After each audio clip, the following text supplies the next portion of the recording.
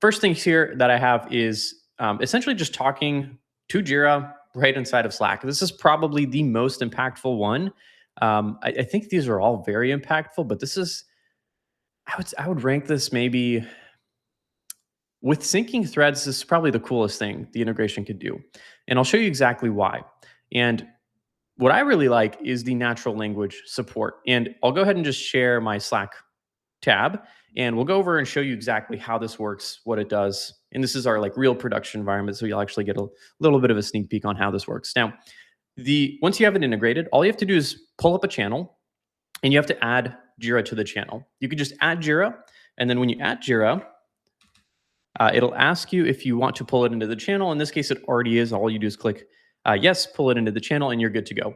And at this point, you can literally do anything you could think of in Jira. So I could say, hey, Jira, create a, let's call it webinar work item in my content creation space in Jira, and name it, I'll just say summary of, and we'll do this webinar here, Jira for Slack. So all I'm really asking for here is for Jira to create a webinar work item, which is just a work item I have set up in my content creation space, and to give it a specific summary. So it's actually pretty straightforward. We'll go ahead and send that out. And then as soon as I do, you'll see that Jira starts thinking, starts analyzing, pulling in context, information, trying to find everything that's relevant.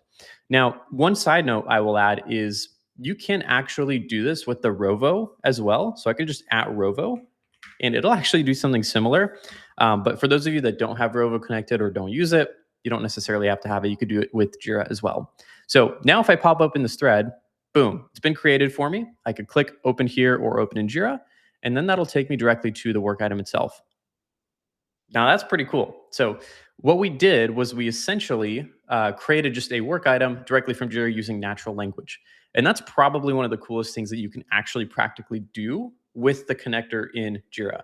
Because you could just say, hey, I need to find this thing. Can you pull up this work item and update this priority level? Can you add a comment to this thread, etc.? And it just saves you a bunch of time because you don't have to bounce between screens. If I need to really quickly create something, I'll just add Jira and it will actually do it for me, which is super, super cool.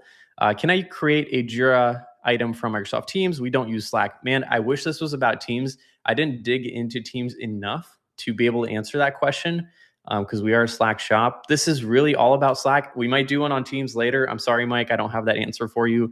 But you could probably look that up, maybe see if some of this is applicable or not. But all of this does apply specifically to the Slack connector. So natural language, that is by far the biggest thing you could do when it comes to the connector inside of Slack.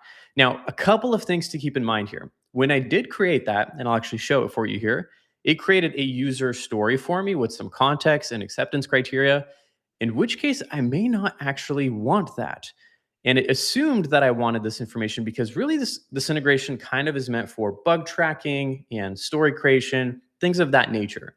But what you could do, you could actually work around this a little bit. And Rovo actually does kind of solve this problem with the Rovo connector, but this is all about the Jira integration. Rovo is very similar. What you could do, and what I have in this doc here, is that you actually want to type /agent settings, and then you enter in your own instructions. So I'll show you what this looks like in Slack.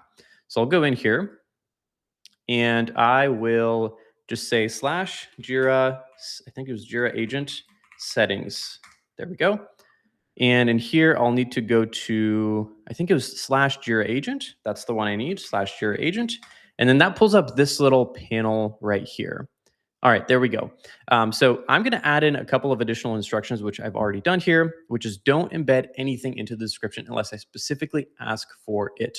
And that's going to allow you to actually create work items without it embedding a bunch of user stories, user bugs. In this case, maybe I'll make it a little bit more specific. I'll say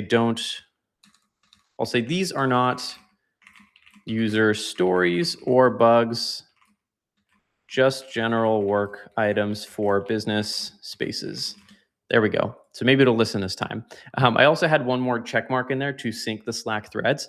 I'll show you that one. That's number 2 on my list for really cool things you could do with this integration. But really, that's really how you can communicate with it and configure it. And there's a couple other things you could check out in here that it could do for you as well. that you could configure. But the slash Jira agent settings are by far the most important thing. You select your default site space, additional instructions, and then you sync it over to Slack. So let's go ahead and leave and try this one more time. I'll say, create a work item for me in the content creation space called, and let's say I want to create a piece of content, how to use Slack with Jira. And I'm actually not going to specify the work item this time, and we'll see what it comes back with. It should just create the default one, which should, I believe, just be a long form piece of content. Oh, I didn't even add Jira in this one. That was my fault. You have to add Jira for this to work. There we go. And now it should work. And let's see if it defaults to that long form piece of content, which is what I have set up in the Jira space. Or maybe it'll ask me a question and we'll see what happens.